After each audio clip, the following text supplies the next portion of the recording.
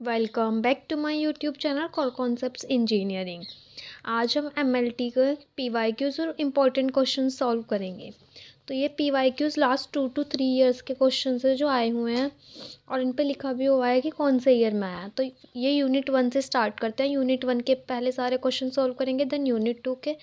तो हम यूनिट 1 से स्टार्ट करते हैं, जो कि 2024-25 में आया था 2 मार्क्स का question. What constitutes a well-defined learning problem in machine learning? Give an example. ये कह रहा है कि well defined learning बतानी है। जो हमारी well defined learning problem होती है मशीन लर्निंग में, उसको कौन कौन क्या कॉन्स्टिट्यूट करके रखता है और उसका एक एग्जाम्पल देना है। तो अब सबसे पहले बताते हैं कि वेल डिफाइंड लर्निंग होती क्या है। तो एक लर्निंग जो प्रॉब्लम है वो वेल डिफाइंड तब होगी जब उसके पास अपना टास्क टी होगा, एक्सपीरियंस ई होगा और परफॉर्मेंस मेजर होगी। ठीक है, वो क्या होंगे, क्लियरली स्पेसिफाइड होंगे। तो वो क्या होगी, वेल डिफाइंड लर्निंग। इसके 3 कंपोनेंट्स होते हैं, टास्क, एक्सपीरियंस और परफॉर्मेंस मेजर। टास्क क्या करता है, what the system is suppose to do. Task बताता है कि सिस्टम क्या क्या कर सकता है। एक्सपीरियंस क्या करता है, वो जो सिस्टम है वो अपने पास्ट ऑब्जर्वेशन से, एक्सपीरियंस से सीखता है, तो वो experience. Then performance measure, how we evaluate how well the system is doing. ये हम कैसे इवेल्युएट करेंगे कि जो हमारा सिस्टम है, जो हमने डिज़ाइन किया है, वो कितना एक्यूरेटली वर्क कर रहा है। तो ये होता है परफॉर्मेंस मेजर। तो ये वेल डिफाइंड लर्निंग के अंदर आता है। 2 मार्क्स का क्वेश्चन आया था ये। देन सेकंड क्वेश्चन आया था 2024-25 में, how does machine learning differ from data science and how do they complement each other. ये बताना है कि कैसे मशीन लर्निंग और जो हमारा डेटा साइंस है वो डिफरेंट कैसे है, और सेकंड में ये कॉम्प्लीमेंट कैसे हैं एक दूसरे के। तो ये क्वेश्चन 7 मार्क्स में भी आ सकता है, लॉन्ग क्वेश्चन में भी आ सकता है और शॉर्ट में भी। तो ये इंपॉर्टेंट क्वेश्चन है, जो कि मैंने लॉन्ग क्वेश्चन पूरा लॉन्ग एक्सप्लेनेशन अपने नोट्स में दिया हुआ है। पेज नंबर 17 में आपको यूनिट 1 के अंदर मिल जाएगा अगर आपको लॉन्ग में पढ़ना है। तो ये 2 मार्क्स के लिए है।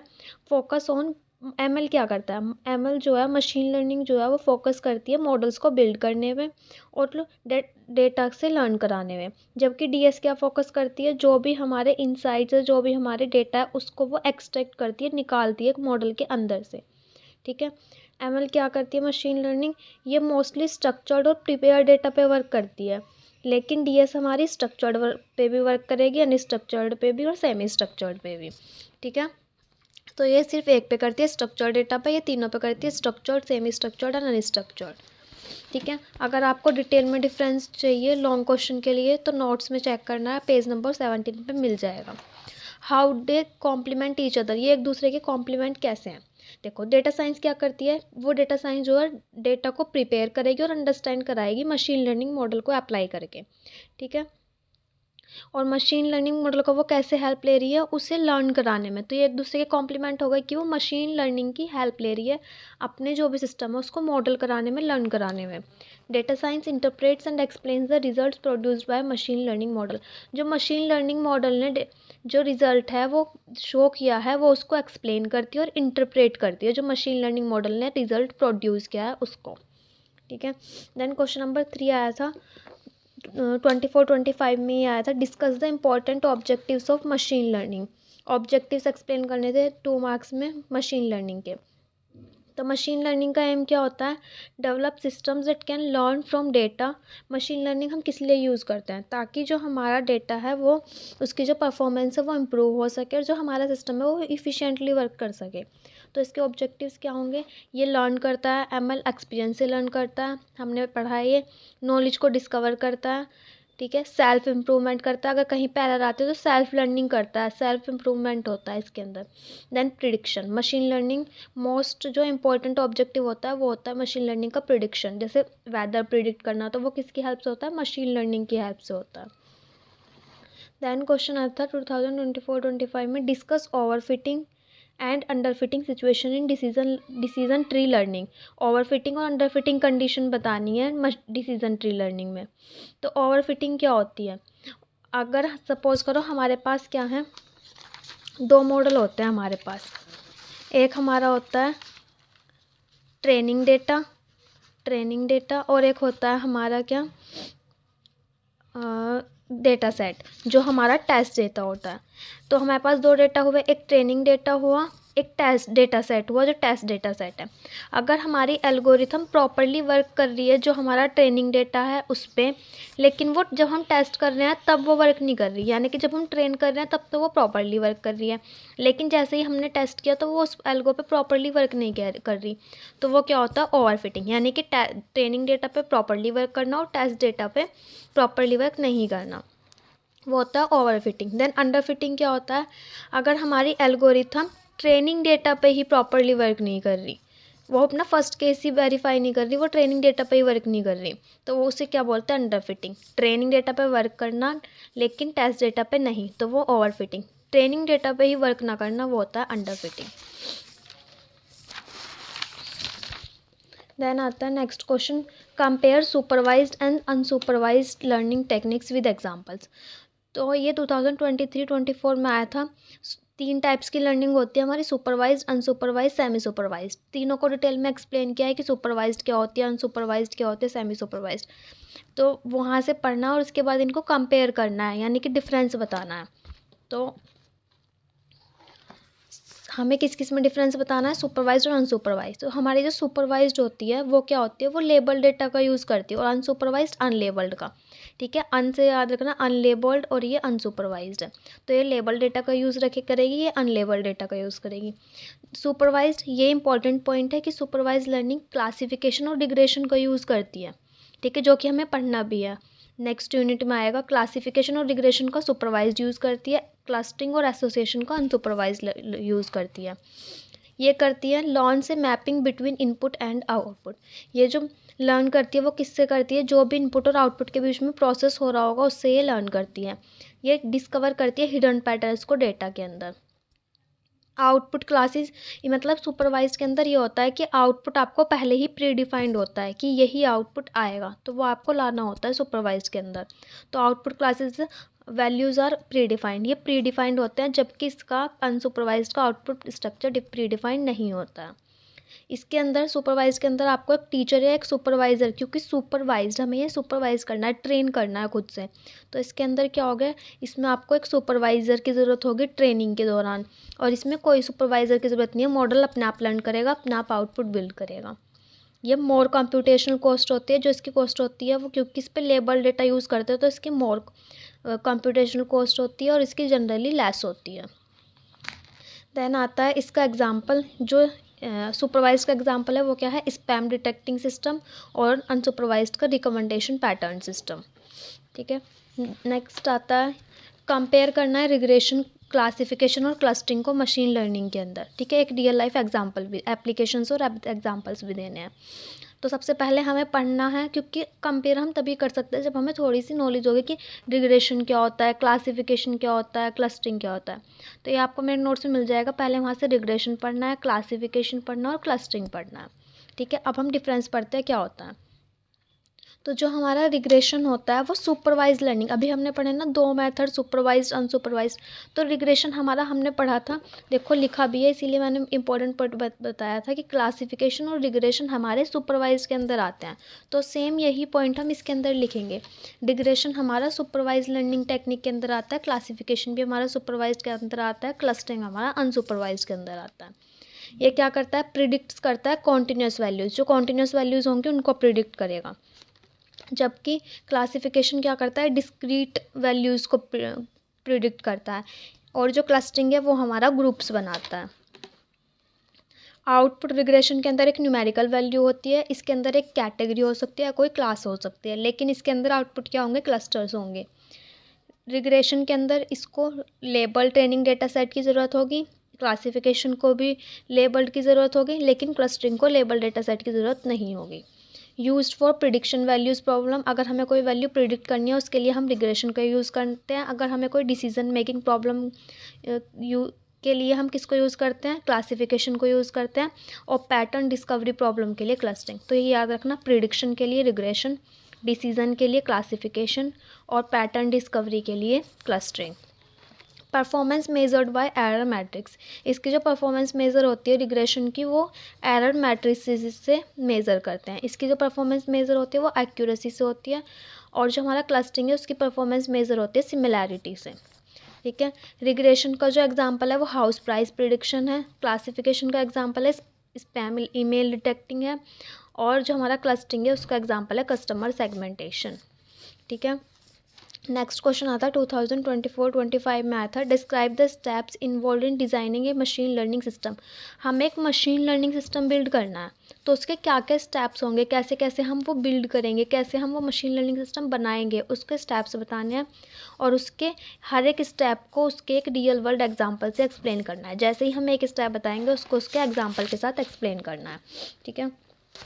तो हम सबसे पहले जब हम कोई मशीन लर्निंग मॉडल बनाते हैं तो सबसे पहले हम क्या करते हैं, सबसे पहले हमें पता होना चाहिए कि हमें किस चीज़ का मॉडल बनाना है।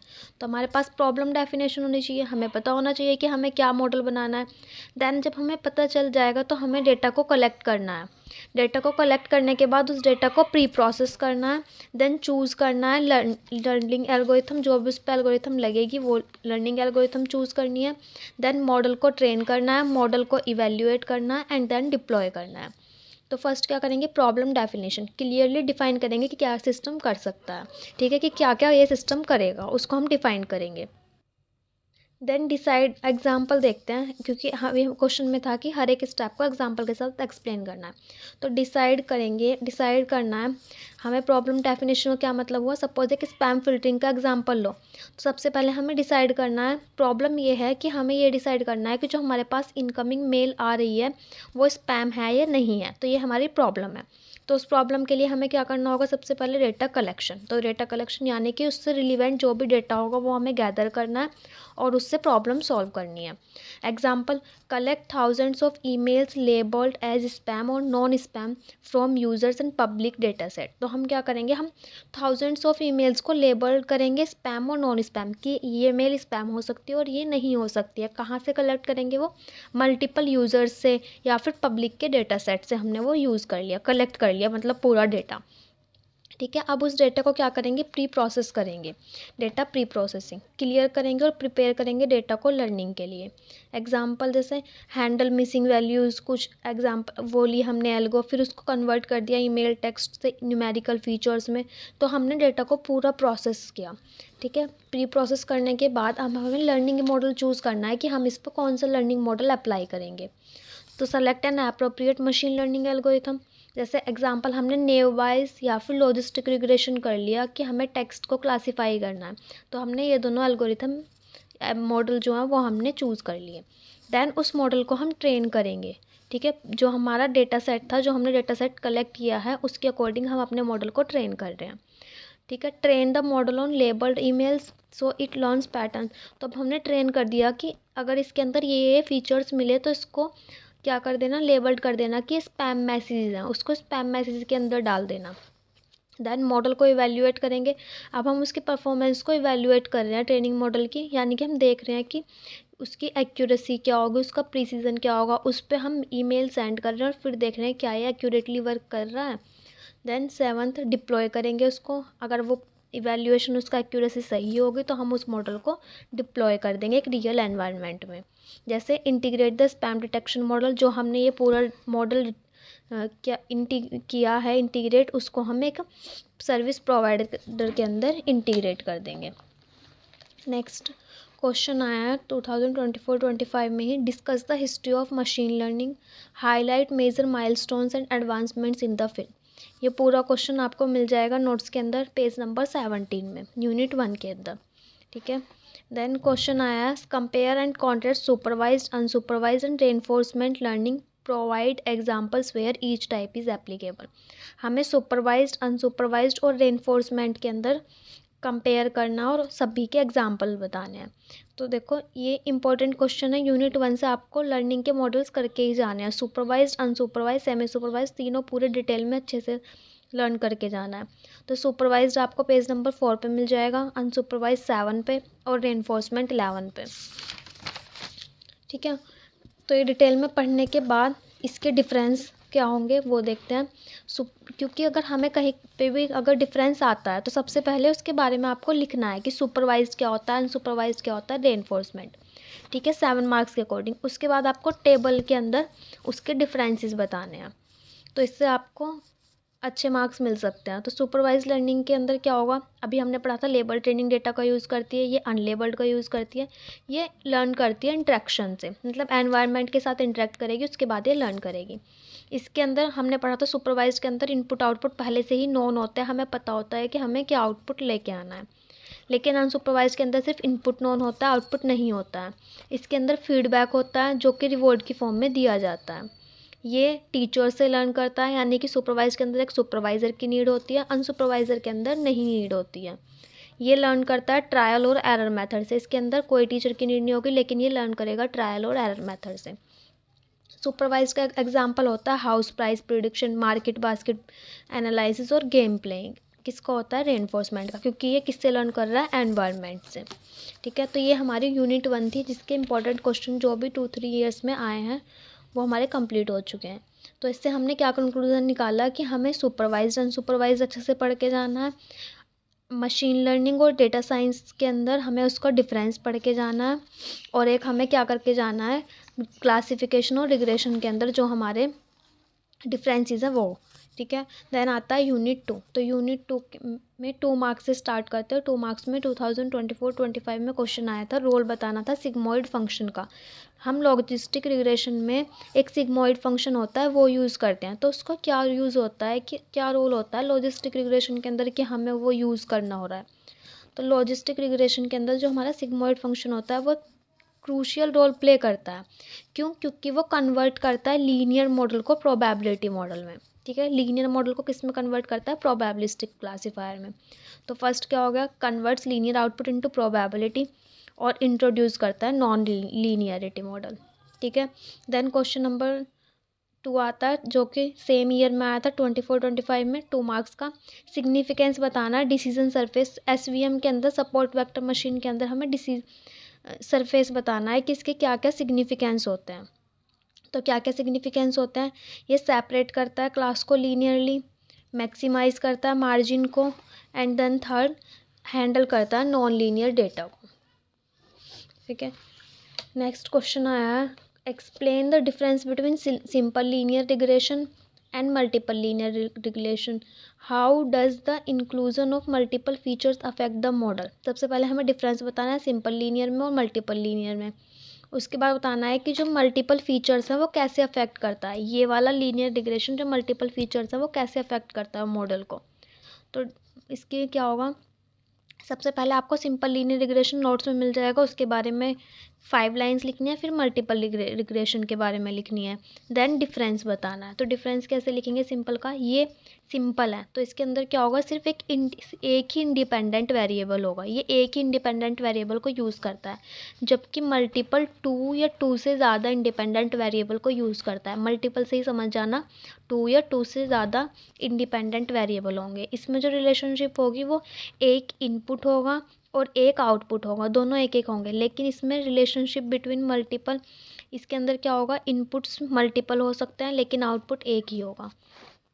इसकी इक्वेशन क्या होती है, y equals to B naught plus B X. ठीक है, एक ही होगा क्योंकि बी नोट एक है, बी वन एक है।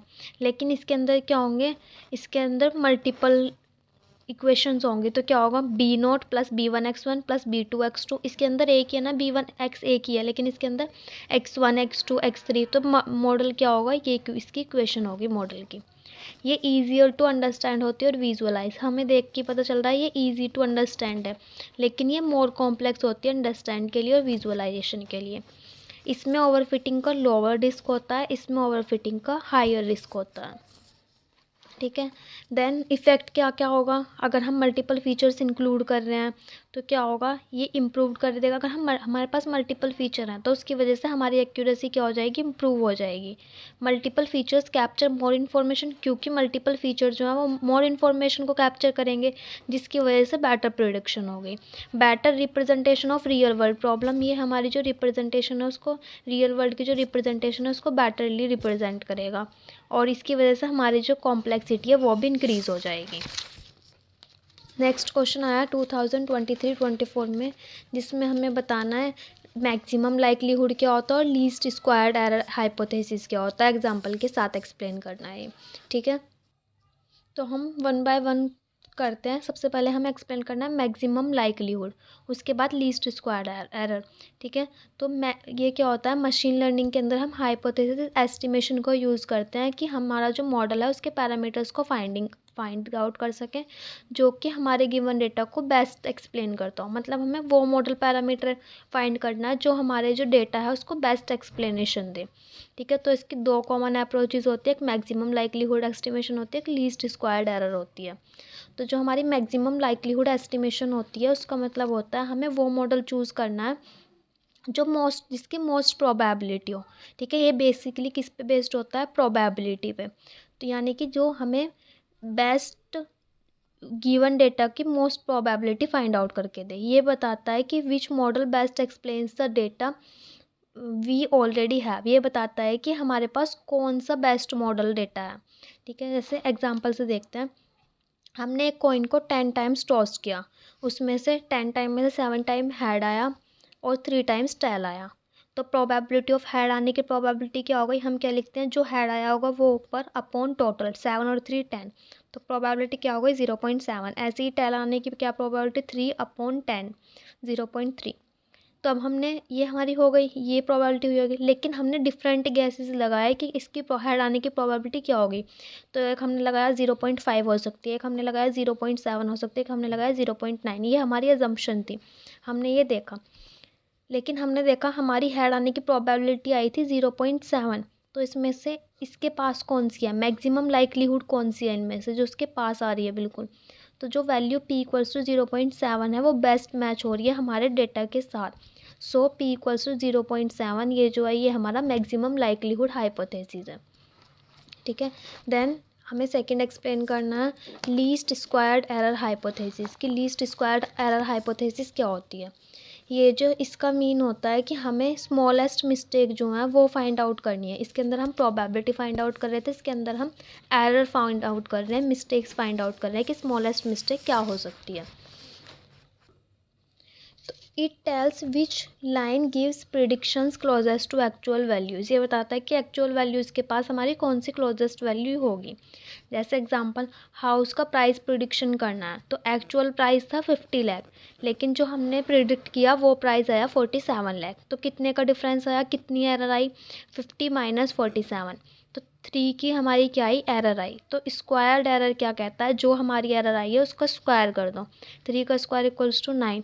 तो इसमें कितनी हमारी एरर आई है, जो हमारा एरर स्क्वायर्ड मेथड है उसने बताया कि इतनी आपके अंदर एरर हो सकते हैं, जो आपने डेटा निकाला है उसके अंदर जो मैक्सिमम एरर है वो ये हो सकती है। The best model is the one where the sum of all squared error is minimum. जहाँ पे भी ये एरर मिनिमम आएगी वो हमारा बेस्ट मॉडल होगा। ठीक है, देन आता है क्वेश्चन नेक्स्ट 2023-24 में आया था, एक्सप्लेन हाइपरप्लेन डिसीजन बाउंड इन एसवीएम। एसवीएम के अंदर आपको हाइपरप्लेन एक्सप्लेन करना है और एक्सप्लेन करना है जो जितने भी हमारे कर्नल्स होते हैं एसवीएम के अंदर वो। ठीक है, तो सबसे पहले हम हाइपरप्लेन देखते हैं। हाइपरप्लेन क्या होता है, ये एक लाइन होती है 2D के अंदर और प्लेन के अंदर 3D के अंदर होता है प्लेन। 2D के अंदर क्या हो गई, एक लाइन हो गई और 3D के अंदर एक प्लेन हो गया जो कि 2 पार्ट्स के फीचर को डिवाइड कर रहा है। सपोज एक एग्जांपल से देखते हैं, ये है हमारे पास और यहाँ पे ये एक फ़ीचर है, ये क्लास ए है और ये एक फ़ीचर है। ठीक है, तो हम क्या करेंगे, इसको सेपरेटली हाइपरप्लेन, ये एक हाइपरप्लेन होगा जो इसको इस क्लास को और इस क्लास को सेपरेटली डिवाइड कर रहा है। तो ये क्या हो गया हमारा हाइपरप्लेन। ठीक है, अब जो इसके क्लोजेस्ट होगा, इस हाइपरप्लेन के क्लोजेस्ट कौन सा है, ये वाला, इसको हम डॉट करेंगे। इस पूरे के हाइपरप्लेन के क्लोजेस्ट कौन सी वैल्यू है, ये वाली, तो हम डॉट डॉट से ये जो इतना है ये हमारा होता है मार्जिन। ठीक है, जो हमारे एक पॉइंट से दूसरे पॉइंट तक डिस्टेंस आती है वो हमारी हो गई मार्जिन। तो जो ये जो हाइपरप्लेन आया है इसके लोअर वाली वैल्यू होती है वो होती है नेगेटिव हाइपरप्लेन, इसके अपर वाली वैल्यू होती है ये वाली जो आई है ये होती है हमारी पॉजिटिव हाइपरप्लेन। ठीक है, तो इसका मीनिंग क्या होगा, ये जो हाइपरप्लेन है ये हमें हेल्प कर रहा है क्लासेस को डिवाइड करने में। In SVM the hyperplane goal is to separate data points of different classes के डेटा पॉइंट्स को सेपरेट करता है। ये एक डेटा पॉइंट, ये क्लास ए है, ये क्लास बी है, तो ये क्या होगा, ये एक हाइपरप्लेन है ये वाला जो कि इन दोनों को डिवाइड कर रहा है और ये जो डिस्टेंस है ये इसका मार्जिन है यहाँ से यहाँ तक, ये नेगेटिव हाइपरप्लेन है और ये पॉजिटिव हाइपरप्लेन है। तो ये होता है हमारा हाइपरप्लेन। देन एक्सप्लेन करना है वेरियस पॉपुलर कर्नल्स। तो कर्नल्स बताने हैं। तो कर्नल्स हमारे 3 टाइप्स के होते हैं, linear kernel, logistic kernel, polynomial kernel और गॉसियन। ठीक है, तो तीनों मेरे नोट्स में आपको मिल जाएंगे, पेज नंबर 10 पे होगा यूनिट 2 के अंदर। तो ये आपको एक्सप्लेन करना है तीनों।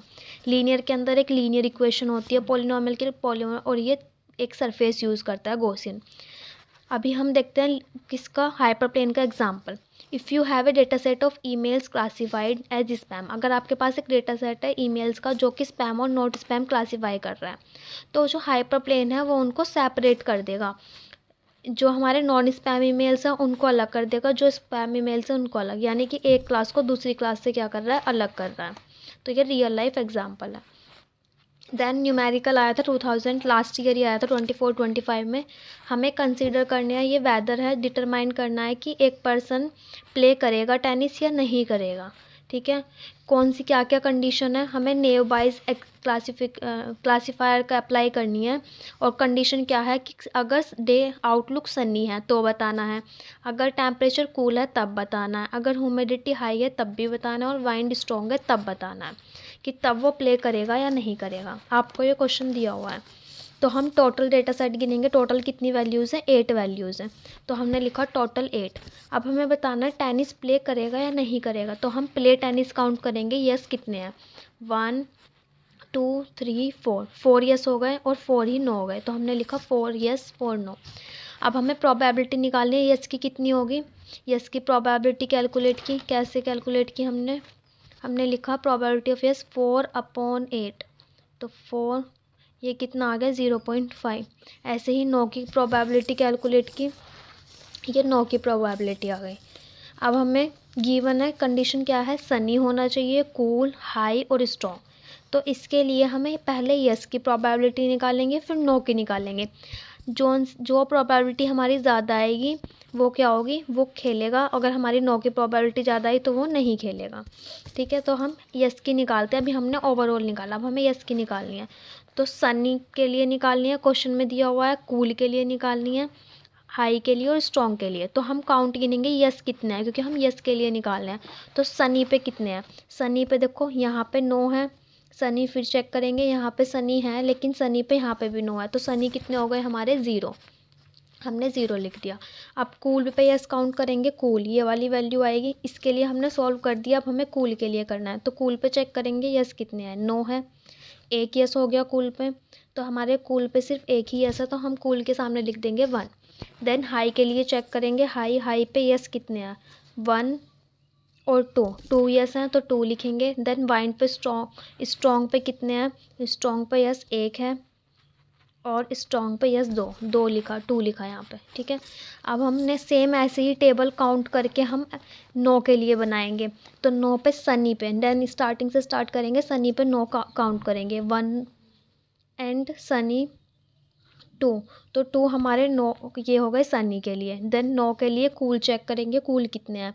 तो कूल कितने हो गए, 1 हमारा कूल है, हाई भी हमारा 1 है और स्ट्रॉन्ग भी। ठीक है, अब हमने यस की टेबल बना ली, नो की। अब इन दोनों की प्रोबेबिलिटी निकालेंगे। तो 0, हमारे यस कितने थे टोटल 4, तो 0/4 इक्वल्स टू कितना आएगा 0। देन 1 प्रोबेबिलिटी निकालने के, अपॉन 4 1/4, 2/4 1/2 हो गया और 2/4। ठीक है, प्रोबेबिलिटी अगर इनकी मल्टीप्लाई कर देंगे, किसके लिए, अगर हमें एक्स बाय यस की निकालनी है। तो हम क्या करेंगे, 0 × 1/4 × 1/2 × 1/2। तो अगर हम किसी भी नंबर की 0 में मल्टीप्लाई करते हो तो 0 आ जाएगा एक्स बाय एस। लेकिन हमें यस की प्रोबेबिलिटी निकालनी है, तो हमें यस बाय एक्स निकालना है, उल्टा करना है। तो यस बाय एक्स यानी कि 0 की मल्टीप्लाई करेंगे जो हमारी प्रोबेबिलिटी ऑफ यस आई है। तो प्रोबेबिलिटी ऑफ यस कितनी आई है हमारी 0.5, इसकी मल्टीप्लाई कर दी 0.5 में, हमारा आंसर आया 0। तो यस की प्रोबेबिलिटी कितनी आई हमारी 0। अब हम नो की निकालेंगे सेम। तो यहाँ पे हमने 2/4 किया, 1/4 किया, 1/4 एंड 1/4। ठीक है, तो इनकी मल्टीप्लाई करेंगे वैल्यूज़ की, 1/2 की, 1/4 की, 1/। ठीक है, तो ये कितना आया 1/128, 1/128 आया। लेकिन हमें उल्टा करना है क्योंकि नो की प्रोबेबिलिटी निकालनी है कि नो वो टेनिस प्ले करेगा या नहीं। तो 1/128 की 9 से मल्टीप्लाई करेंगे, जो हमारा 9 आया प्रोबेबिलिटी ऑफ 9, वो कितनी आई है 0.5। तो हमने वो मल्टीप्लाई कर दी 0.5 से, कितना आया 1/256।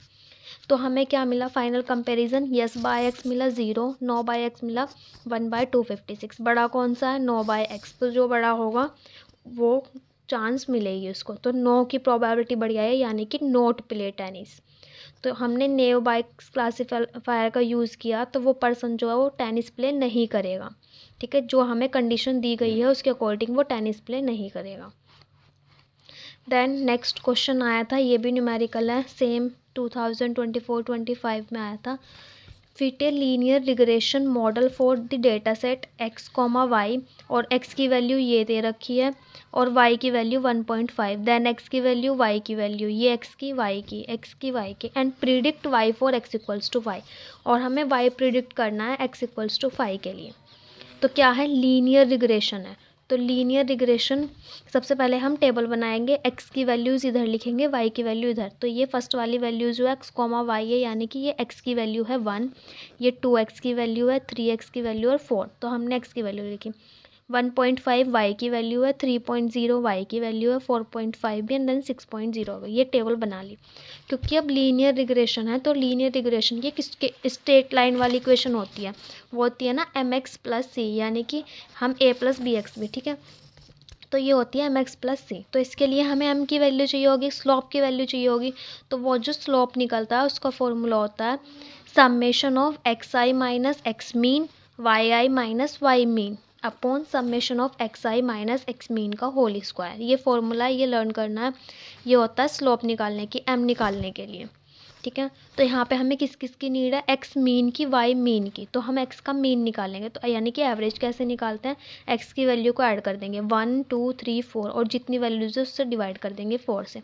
तो कितना आ गया 10/4 यानी कि 2.5। ऐसे ही y का समीशन निकालेंगे, y की वैल्यूज़ को ऐड करेंगे जो टेबल में दी हुई है, 1.5 प्लस 3.0 प्लस 4.5 प्लस 6.0। तो कितनी वैल्यूज़ है 1 2 3 4, तो 4 से डिवाइड कर देंगे, कितना आ गया 15.0 यानी कि 37.5। हमारे पास ये वैल्यू आ गई, ये वैल्यू आ गई।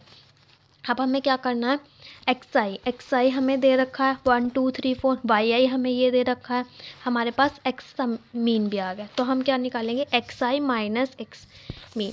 तो एक्स आई में से एक्स मीन माइनस करेंगे, ये एक्स आई है, इसमें से एक्स मीन 1 माइनस 2.5 कितना आएगा, माइनस के 1.5, 2 माइनस 2.5 कितना आएगा, माइनस के 0.5, 3 माइनस 2.5 0.5, 4 माइनस 2.5 1 माइनस 1.5।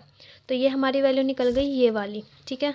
अब हमें सेम ऐसे ही निकालनी है ये वाली वाई आई माइनस वाई बार। तो वाई आई माइनस वाई बार, अब की बार हमें क्या करना है, इस ये वैल्यू में से हमने ये सब्ट्रैक्ट की थी एक्स की, अब की बार हमें वाई वाली में से वाई वैल्यू सब्ट्रैक्ट करनी है। तो हम क्या करेंगे, वाई आई माइनस वाई बार, 1.5 में से 37.5 सब्ट्रैक्ट करेंगे, ठीक है, हमारा ये आ जाएगा। देन हमें निकालना है 3.0 में से हमें ये वैल्यू सब्ट्रैक्ट करनी है, ये वैल्यू सब्ट्रैक्ट कर देंगे, ठीक है। 4.5 में से सब्ट्रैक्ट करेंगे, तो हमने क्या लिखा है 3.75 है, तो हम 3.75 इसमें से सब्ट्रैक्ट करेंगे, 37 ही 3.75, तो 3.75।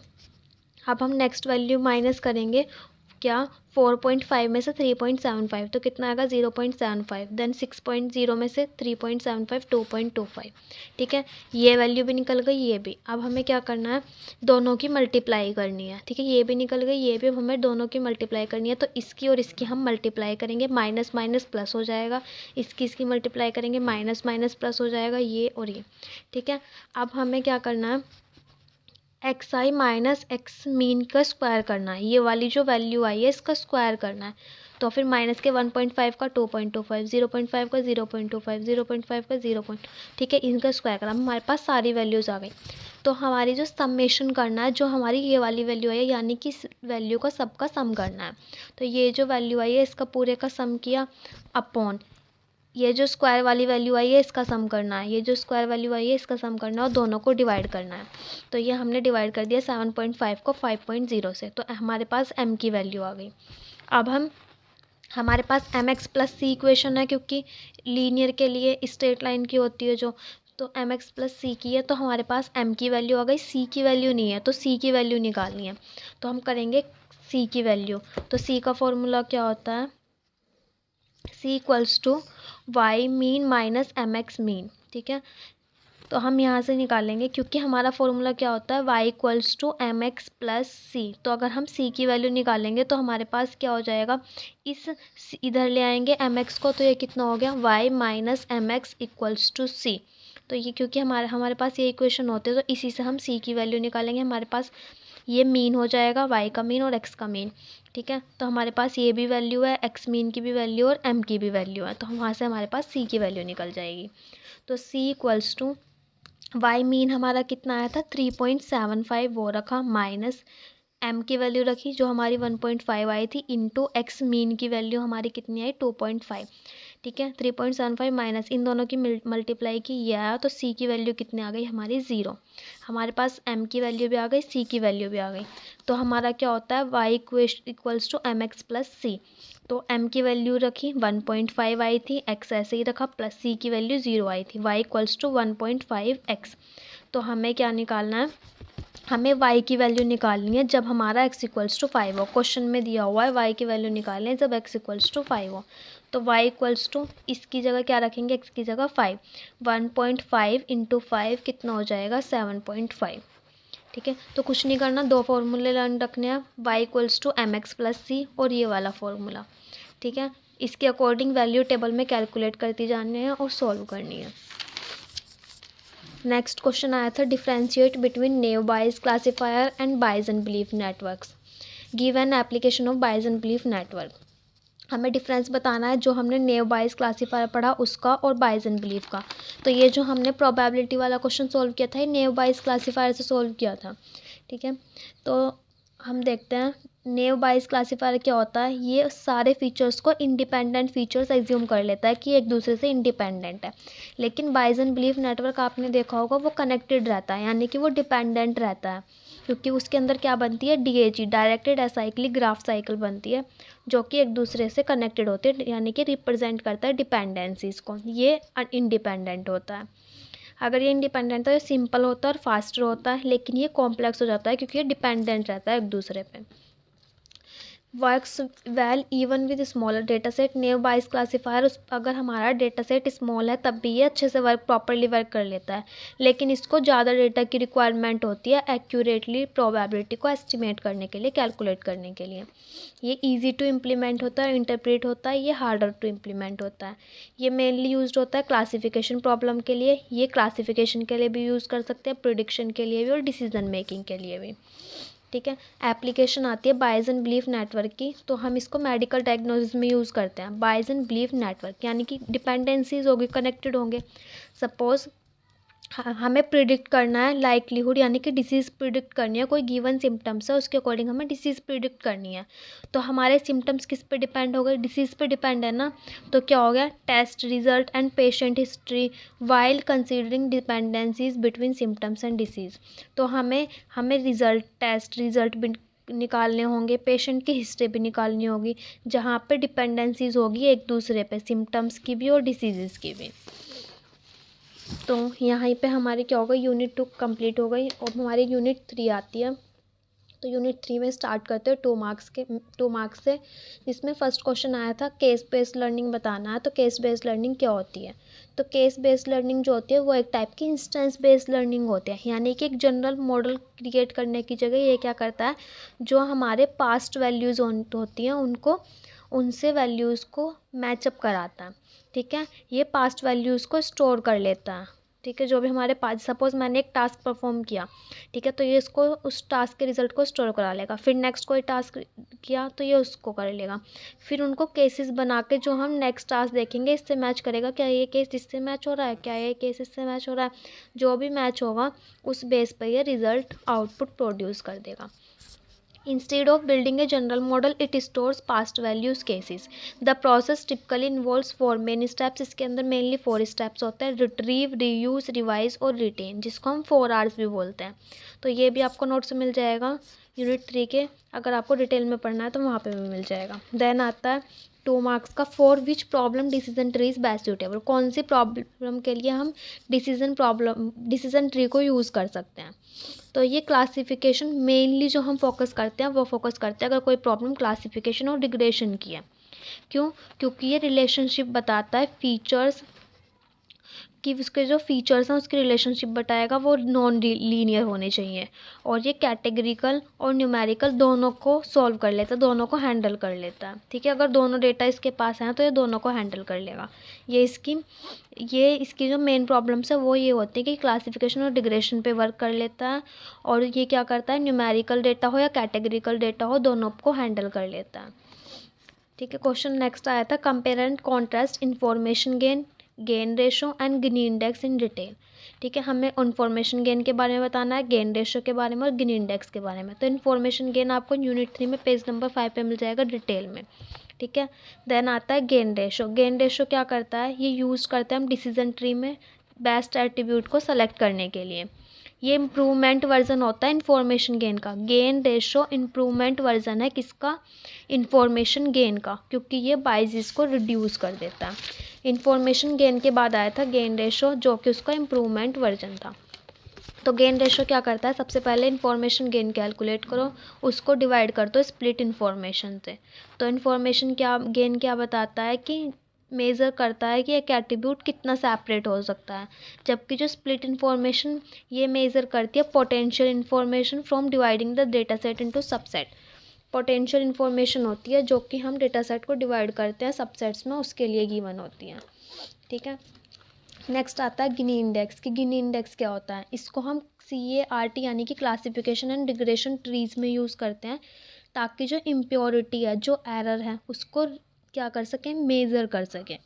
ठीक है, अगर हमारे पास लोअर गिनी इंडेक्स ही समझ जाना, इम्प्योरिटी को क्या कर रहे हैं, मेज़र कर रहे हैं। अगर हमारा गिनी इंडेक्स क्या आया, लो कम आया, तो इसका मतलब उसके अंदर जो प्योर मोड है वो ज़्यादा है। ठीक है, अगर हमारा लोअर गिनी इंडेक्स आएगा तो जो हमारा वैल्यूज़ हैं, डेटा है, वो प्योर है, क्योंकि गिनी इंडेक्स हमारा कम आया है। तो हम कैसे कैलकुलेट करते हैं Gini index, 1 minus summation of PI का स्क्वायर। PI यानी कि जितनी भी प्रोबेबिलिटी दी हुई होंगी उनका समेशन करना है, और उसका स्क्वायर करने के बाद 1 में से वो सब्ट्रैक्ट करना है। PI यानी कि portion of samples of class I in the node. Class I है ये, और ये क्या है, ये प्रोपोर्शन है सैम्पल का, ये आपको गिवन होगा, उनका स्क्वायर्स करना और वो 1 में से सब्ट्रैक्ट करना। ठीक है, नेक्स्ट क्वेश्चन आया है, discuss decision tree and explain it's working in detail. Decision tree explain करना और उसकी वर्किंग डिटेल में एक्सप्लेन करनी है। तो ये यूनिट 3 के नोट्स में पेज नंबर 1 पे ही मिल जाएगा डिटेल में, उसकी वर्किंग भी है और डिसीजन ट्री भी है। नेक्स्ट क्वेश्चन है 23-24 में आया, KNN एल्गोरिथम को एक्सप्लेन करना है एक एग्जाम्पल के साथ। यानी कि आपको न्यूमेरिकल नहीं दिया, लेकिन आपको खुद से वो सॉल्व करके बताना है कि हम KNN को कैसे अप्लाई करते हैं। तो KNN का मीन्स होता है, KNN स्टैंड जो करती है वो करती है के नियरेस्ट नाइबर। इसका ये एक टाइप की इंस्टेंस बेस्ड लर्निंग होती है जिसको हम यूज़ करते हैं रिग्रेशन में। ठीक है, तो एल्गोरिथम हम बाद में देखेंगे, सबसे पहले हम न्यूमेरिकल सॉल्व करते हैं, उसके बाद हमें एल्गो समझ में आ जाएगी कि क्या है। हमें KNN अप्लाई करना है एल्गोरिथम, जहाँ पे हमें के की वैल्यू दी हुई होगी। आपको अगर क्वेश्चन न्यूमेरिकल आता है तो उसमें के की वैल्यू एज्यूम करने को बोलेगा 3, A1 की वैल्यू भी दी होगी और A2 की भी, यानी कि 2 वैल्यूज़ आपको दी होंगी। ठीक है, तो ये टेबल बनी हुई है, A1 की ये सारी वैल्यूज़ हैं, A2 की ये, और क्लासेस बता दी, ये ट्रू है, ये ट्रू है और फॉल्स है। ठीक है, तो अब हम क्या करेंगे, हमारे पास फॉर्मूला होता है, सब हमें D1 निकालना है, D2, D3, D4, D5, D6, ये सारी वैल्यूज़ निकालनी है।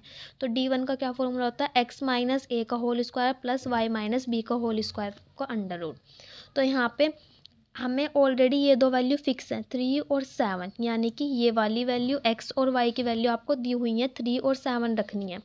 तो रखी 3 और 7, बची माइनस, ये रखेंगे, ये वाली वैल्यू क्या है, A1, तो A1 क्या है 7 रखा, इसका स्क्वायर, प्लस B1 क्या है 7, इसका स्क्वायर, सोल्व कर देंगे तो कितना आ गया 4। फिर ये D2 निकालेंगे, तो हमने क्या करा, x वैल्यू फिक्स है हमारी, y भी फिक्स है, जो आपको गिवन है 3 और 7, तो x रखी 3, y रखी 7, और a की वैल्यू क्या है 7, y की वैल्यू है 4, D2 की वैल्यू आ गई 5। देन थर्ड निकालेंगे, ये वैल्यू फिक्स है 3 और 7, तो ये रखी -3 और ये -4, दोनों का स्क्वायर। ठीक है, D3 कितनी आ गई 3। देन निकालेंगे D4 कैसे निकालेंगे, तो हमने यहाँ से निकाल दी। D4 क्या होगा, 3 वैल्यू फिक्स है, 7 भी फिक्स है, तो A की क्या हो गई 1, ये 1 है, और B की क्या हो गई हमारी 4, तो 4 आ गई। तो हमने इसका स्क्वायर कर दिया, तो D4 की वैल्यू क्या आ गई √13, जो कि आएगी 3.6। देन D5 की निकालेंगे, D5 7, ये फिक्स होगा। क्या फिक्स है हमारा, 3 और 7 फिक्स है, x और y की वैल्यू। देन 6 रखेंगे 3, तो D5 की वैल्यू आ जाएगी 4.47। ठीक है, अब हम इनको असेंडिंग ऑर्डर में अरेंज करेंगे, D1 को, D2 को, 3 को, 4 को, 5 को। तो असेंडिंग ऑर्डर में देखेंगे, यानी कि पहले सबसे क्या रखेंगे, सबसे छोटा। तो सबसे छोटा कौन सा है हमारा 3, यानी कि D3। तो हम पहले रखा 3, यानी कि D3 हमने पुट किया। देन 3.6 है D4, 4 है D1, 4.7 है जो कि है D5, D2 और D6। ठीक है, ये हमारी वैल्यूज़ निकल गई। अब हम क्या करेंगे, हमें K की वैल्यू 3 गिवन है, तो K का यूज़ यहाँ पे होगा लास्ट में। हमें सिर्फ स्टार्टिंग की जितनी K की वैल्यू होगी उतनी ही वैल्यू ऑब्जर्व करनी है। तो K की वैल्यू क्या है 3, तो सिर्फ हमें फर्स्ट 3 क्लासेज ही ऑब्जर्व करनी है। तो 3 क्लासेस कौन से, D3, D4, D1। तो इनको ऑब्जर्व करेंगे। D3 पे आपको दे रखा है फॉल्स, चेक करो टेबल में, D3 में आपको फॉल्स दे रखा है। D1, D2, D3 में क्या दे रखा है फॉल्स। देन चेक करना है D4 में ट्रू, D4 में क्या दे रखा है ट्रू। ठीक है, तो ऐसे ही हमने तीनों वैल्यूज़ निकाल ली, D1 में भी ट्रू। तो अब चेक करेंगे मैक्सिमम ट्रू है या फॉल्स है। तो फॉल्स सिर्फ एक है और ट्रू हमारे 2 हैं, तो मैक्सिमम क्या होगा ट्रू। तो हमारा आंसर क्या आएगा ट्रू। ठीक है, ये होती है हमारी KNN। तो हम इसको किस में लिखते हैं, एल्गो में कैसे लिखेंगे। सबसे पहले हमें चूज़ करना है कि हमें कितने वैल्यूज़ कंसीडर करनी है, जो हमने लास्ट में 3 चूज़ की थी। उसके बाद हम डिस्टेंस फाइंड आउट करेंगे कि डिस्टेंस यानी कि D1, D2, D3 ये कैसे करते हैं। आपको 2 वैल्यूज़ दी हुई होंगी और बाकी की 2 वैल्यूज़ आपको टेबल में से लिखनी है। देन पिक करेंगे K नियरेस्ट नाइबर यानी कि क्लोजेस्ट पॉइंट को, यानी कि उनको अरेंज करने के बाद कौन सी क्लोजेस्ट होगी। उसके बाद क्लासीफाइंग करेंगे, अगर मेजोरिटी वोट कर रही हैं तो वो क्लासिफिकेशन है यानी कि ट्रू है, अगर नहीं है तो वो रिग्रेशन है। ठीक है, देन आता है क्वेश्चन नेक्स्ट 2024-25 में आया था, illustrate the steps of ID3 algorithm. ID3 algorithm explain करनी है, including how it selects attributes and constructs the trees, और बताना है कि कैसे एट्रीब्यूट को सेलेक्ट करती है और कैसे ट्रीज को कंस्ट्रक्ट करती है। यानी कि ID3 एल्गोरिथम आपको बतानी है। तो ये यूनिट 3 में नोट्स में मिलेगा, पेज नंबर 6 पर पूरा डिटेल में आपको एट्रीब्यूट सेलेक्शन भी कराया है और कैसे ट्री को कंस्ट्रक्ट करते हैं वो भी कराया है। नेक्स्ट आता है क्वेश्चन 2024-25 में, describe the concept of locally weighted regression यानी कि LWR। How does it differ from traditional regression models. तो सबसे पहले हमें लोकली वेटेड रिग्रेशन बताना है, LWR। तो ये पेज नंबर 12 पे लोकली वेटेड रिग्रेशन के बारे में मिल जाएगा। लेकिन ठीक है, फर्स्ट पार्ट ये होगा। सेकंड पार्ट क्या कहता है, डिफरेंस बताना है ट्रेडिशनल रिग्रेशन मॉडल्स में और लोकली वेटेड रिग्रेशन में, किन दोनों में डिफरेंस क्या है। तो डिफरेंस देखते हैं। लोकली वेटेड रिग्रेशन जो होता है ये क्या करता है, ये मॉडल को प्रिडिक्शन टाइम पे बिल्ड करता है। जो हमारा मॉडल है, सपोज हम एक मॉडल रेडी करते हैं ना, तो ये कब करेगा, जब हम प्रिडिक्ट कर रहे होंगे उसी टाइम पे बिल्ड करेगा। लेकिन ये एक ही सिंगल मॉडल बनाएगा, लेकिन ये ट्रेनिंग के, जब ट्रेनिंग हो रही होगी उसी टाइम पे बिल्ड कर लेगा। ये प्रिडिक्शन टाइप पे, ये ट्रेनिंग टाइम पे बिल्ड करता है मॉडल को। ये यूजेस करता है, uses local data points for prediction, ये लोकल डेटा पॉइंट्स को यूज़ करता है प्रिडिक्शन के लिए। ये पूरे डेटा, एंटायर डेटा सेट को करता है, ये लोकल डेटा पॉइंट्स को या एंटायर सेट को। Assigns weights based on distance, ये वेट को असाइन करता है डिस्टेंस के बेस पे। ये सारे पॉइंट्स को इक्वली ट्रीट करता है। ठीक है, ये किस पे, डिस्टेंस के बेस पे करेगा वेट्स को, लेकिन ये सारे पॉइंट्स को इक्वली हैंडल करेगा, ट्रीट करेगा। हैंडल करता है नॉन लीनियर पैटर्न्स को अच्छे से।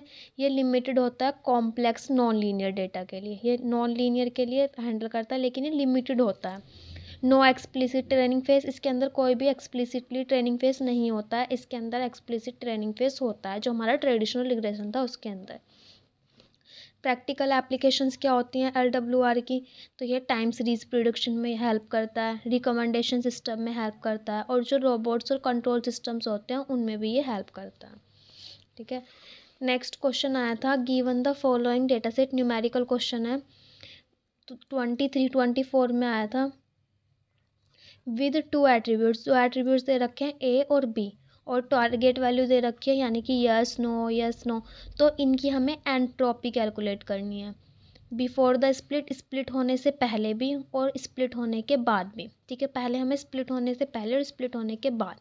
फिर विच एट्रीब्यूट A और B gives the highest information gain, दोनों का इन्फॉर्मेशन गेन निकालना और बताना है कौन सा हाईएस्ट दे रहा है। ठीक है, तो ये क्वेश्चन था। तो सबसे पहले हम देखते हैं स्प्लिट होने से पहले। तो स्प्लिट होने से पहले देखते हैं हमारी जो स्प्लिट होने से आपको टेबल में मिलेंगे यस 3 है, नो 3 है, तो टोटल कितने हो गए 6 हो गए। तो हमारा ये फॉर्मूला होता है, अगर हमें एंट्रोपी निकालनी है तो हम क्या लिखते हैं, इक्वल्स टू ये माइनस, यहाँ पे हम लिखेंगे प्रोबेबिलिटी ऑफ, जो हमारी क्या है यस की प्रोबेबिलिटी है वो log base two probability of yes, ठीक है। फिर प्लस करेंगे बीच, फिर प्रोबेबिलिटी ऑफ नो लिखेंगे और log base two probability of no, same यही है, ठीक है। तो हमने लिखा minus probability of yes, yes की प्रोबेबिलिटी कितनी है 3/6 log base two 3/6 plus probability of Y कितनी है यानी कि नो की 3/6 लॉग बेस टू 3/6। तो entropy of T equals to minus 3/6 को सॉल्व किया 0.5 log base two 0.5 plus 0.5 log base two 0.5, log base two 0.5 -1 और ये भी -1, तो 0.5 की -1 में मल्टीप्लाई करेंगे प्लस 0.5 की -1 में, तो आंसर क्या आ गया 1, यानी कि स्प्लिट होने से पहले हमारी एंट्रोपी आ गई 1, ठीक है। अब हमारा जो एंट्रोपी है वो 1 आ गई। अब हमें एंट्रोपी निकालनी है स्प्लिट होने के बाद। तो स्प्लिट कैसे करेंगे, वो 2 में स्प्लिट करेंगे। हमारी देखो ए की 2 वैल्यूज़ दी होंगी, ए की वैल्यूज़ क्या है 1 2 1 2 1 2, तो 2 वैल्यूज़ है 1 और 2, तो पहले ए को 1 और 2 में स्प्लिट करेंगे। ऐसे ही बी की वैल्यूज़ हैं, ये ए की वैल्यूज़ को करेंगे, बी की वैल्यूज़ क्या है 2 3 3 2 यानी कि 2 और 3 में। तो हमें पहले ए 1 और 2 पे स्प्लिट करना है, फिर बी 2 और 3 पे स्प्लिट करना है। तो जब हम 1 और 2 पे पहले हम स्प्लिट करते हैं ए को 1 पे, तो हम चेक करेंगे ए 1 पे यस कितने हैं। ए 1 पे तो हम चेक कर रहे हैं ए 1 पे 1 पे यस, ठीक है, 1 पे यस 2 यस, 1 पे यस 3 यस, नो कितने हो गए 1 पे 0, तो यस कितने आ गए हमारे, यस आ गए हमारे 3, नो आ गए 0। तो हम कैलकुलेट कर रहे हैं, हमने क्या फॉर्मूला पढ़ा था, मैंने लिख भी दिया है, प्रोबेबिलिटी ऑफ यस की निकालनी है log base two probability of yes.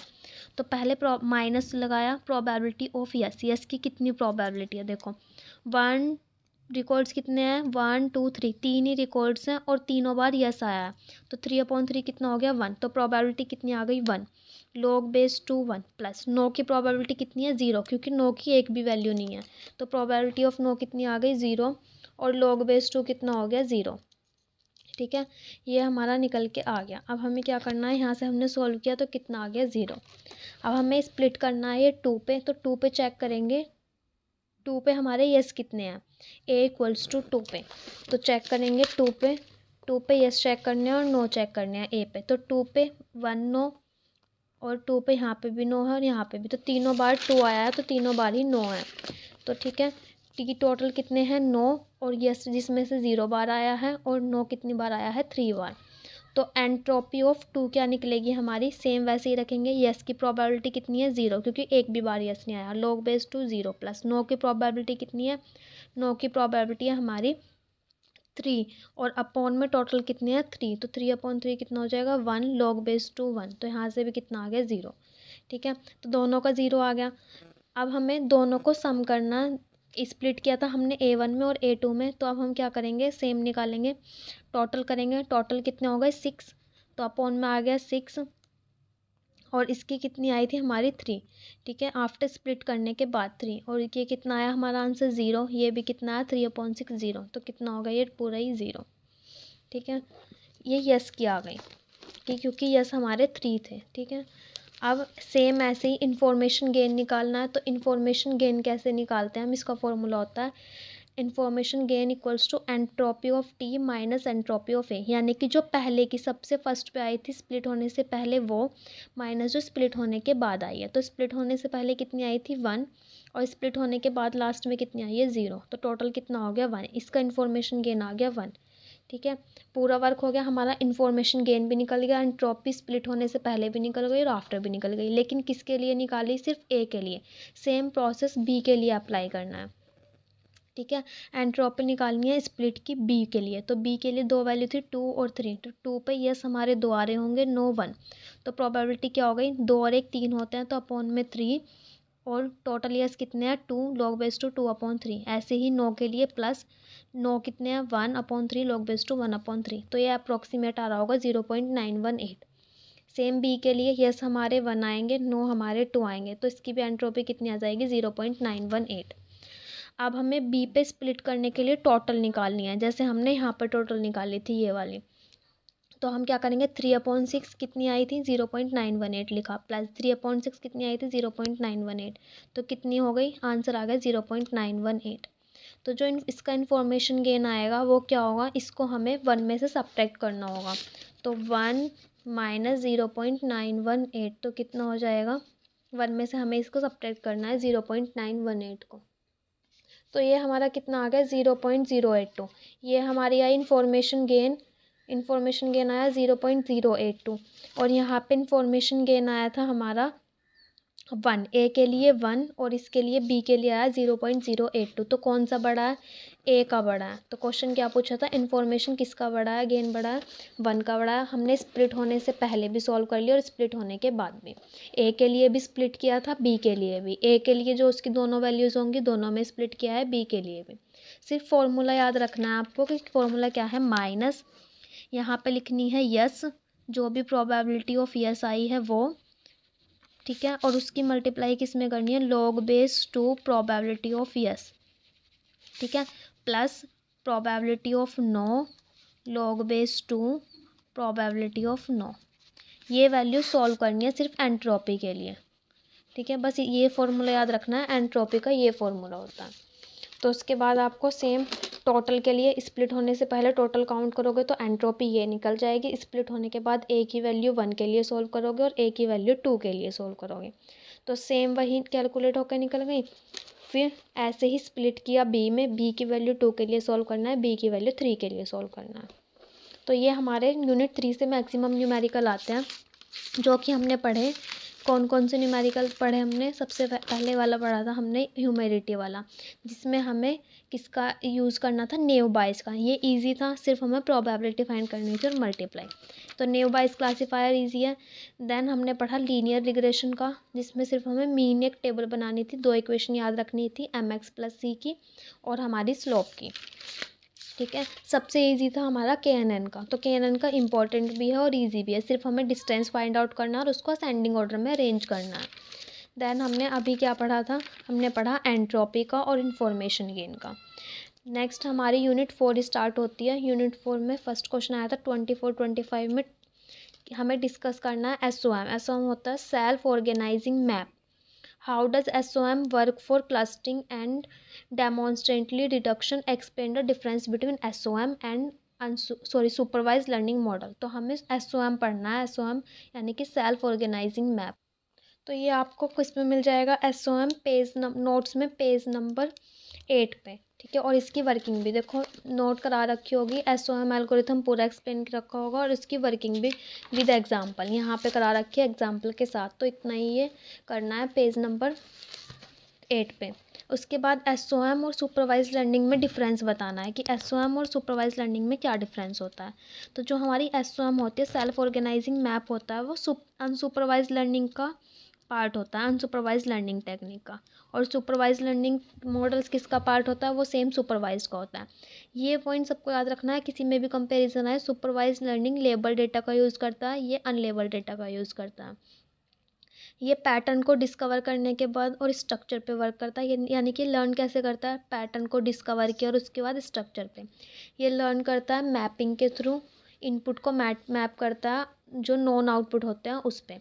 इसमें कोई टारगेट वैल्यू नहीं गिवन होती, इसमें पढ़ा था हमने ऑलरेडी, टारगेट वैल्यू जो हमें आउटपुट लाना है वो प्रोवाइडेड होता है। ये यूजुअली जो यूज होता है वो क्लस्टरिंग और विजुअलाइजेशन के लिए होता है, और ये क्लासिफिकेशन और डिग्रेशन, यानी कि सुपरवाइज लर्निंग के 3 पॉइंट्स ऐसे हैं जो सभी में लिखने हैं। क्या कि ये सुपरवाइज लर्निंग टेक्निक का पार्ट है, ये लेबल डेटा को यूज़ करता है, इसमें टारगेट वैल्यू पहले से प्रोवाइडेड होती है, इसमें सुपरवाइज़र की नीड होती है, और ये क्लासिफिकेशन और रिग्रेशन दोनों को यूज़ करता है। नेक्स्ट आया explain the architecture and functioning of CNN।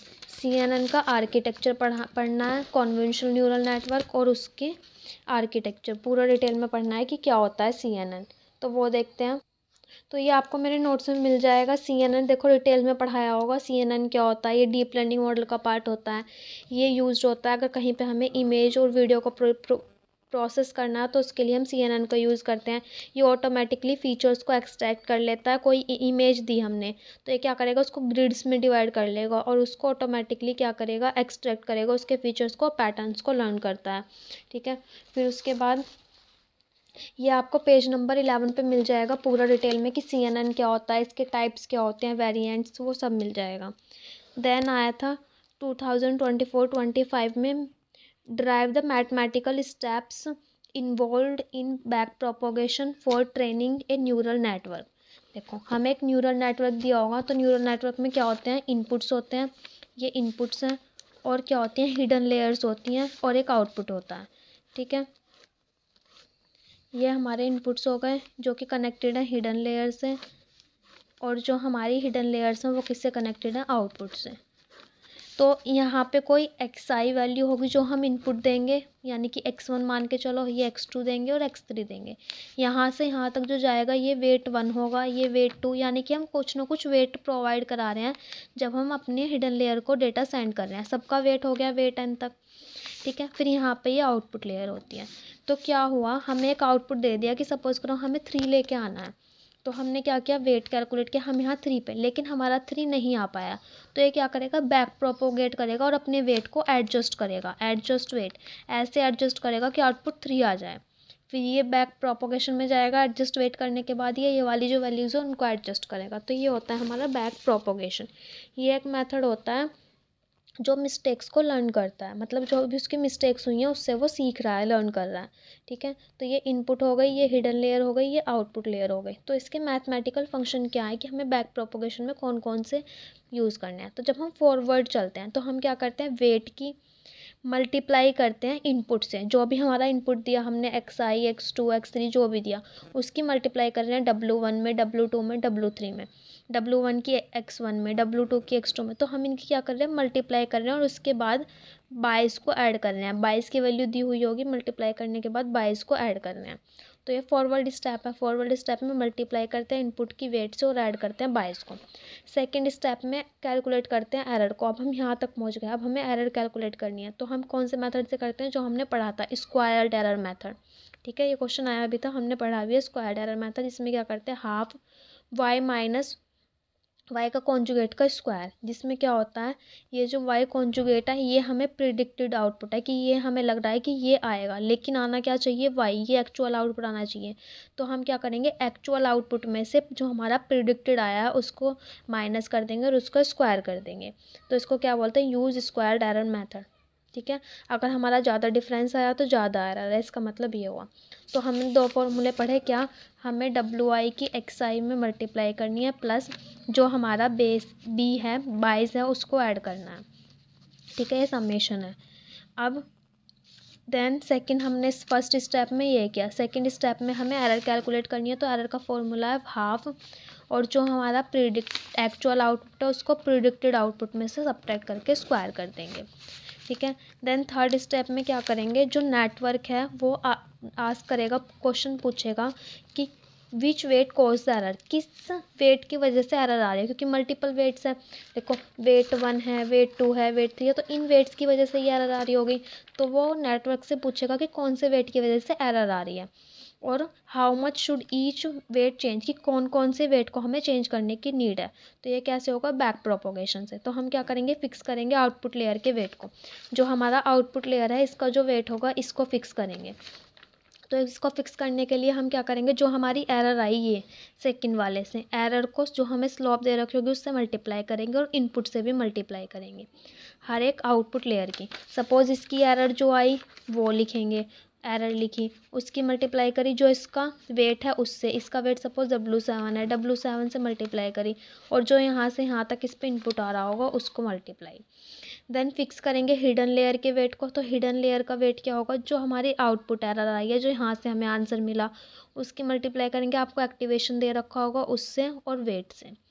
ठीक है, तो ये हमारे होते हैं मैथमेटिकल स्टेप्स, मेनली 5 स्टेप्स होते हैं ये। नेक्स्ट क्वेश्चन आया था 2023-24 में, जिसमें डिफरेंट लेयर्स एक्सप्लेन करने थे जो CNN में यूज़ होते हैं सूटेबल डायग्राम्स से। तो देखो, जो हमारे टाइप्स ऑफ लेयर्स मैंने एक्सप्लेन किया है डिटेल में, तो 3 टाइप्स के होते हैं, कॉन्वेंशनल, पूलिंग और फुल्ली कनेक्टेड लेयर। ये जो होता है ये एक फंक्शन होता है, लेकिन इसको भी हम लेयर में काउंट करते हैं। ठीक है, तो कॉन्वेंशनल लेयर बताया था, एक्सप्लेन किया पूरा डिटेल में कैसे वर्क करता है, एक्टिवेशन कैसे, फुल्ली कनेक्टेड कैसे वर्क करता है, तो वो आपको पेज नंबर 12 पे मिल जाएगा।